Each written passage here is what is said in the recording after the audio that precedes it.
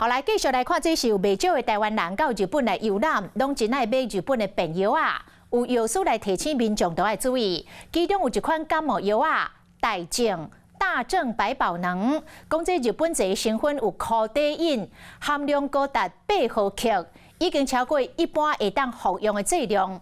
药师讲，这种高剂量会食条咧，食其他药啊会怎食袂行，甚至毒品药液的检测可能会验出有食毒哦。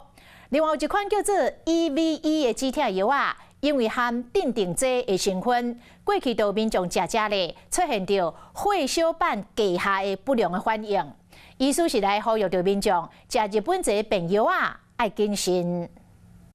大顶真侪药妆药品，买啥倒啥。来到日本药妆店扫货，是真侪UK 的牌心情。每药师提醒，其中2款药啊，都要特别注意，包括日本版的大正感冒药啊，就互点名有可待因的成分，但是验到都可能会互验出毒品的反应。大正百宝能 S 的话，发觉到它的含量是到8毫克左右，其实超过我们的剂量了，一般能够服用的剂量。这个剂量高的话，可能会造成我们一些成瘾，你就发觉到说你吃其他药都吃不动了，你就一定要吃这个成分的药，而且它还会造成一些便秘的情形出现。日本的成分包括可待因，台湾版的是无。民众食落去了后，可能会食解调、呼吸压制风险。过来无满12岁囡仔、饲龄有新的妈妈都袂当食，甚至伫咧验尿时可能有毒品的反应。军人要食都要特别注意，若是身体出现无好的反应，嘛无法度申请到有害救济。另外一款台湾人嘛爱买 EVE 止痛药啊，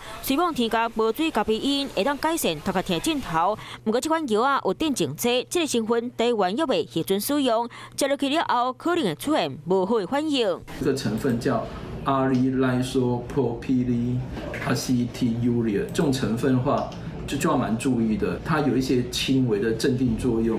那另外对少数人，我们在医学期刊有报道，它会造成血小板数目会减少。如果吃药有一些副作用的话，其实也没办法申请来药爱救济。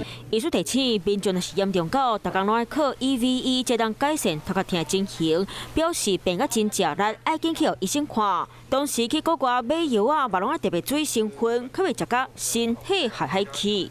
有事没事赶紧转开华视，还没有订阅华视的 YouTube 频道吗？赶紧按赞、订阅、开启小铃铛，我们华视 YouTube 见。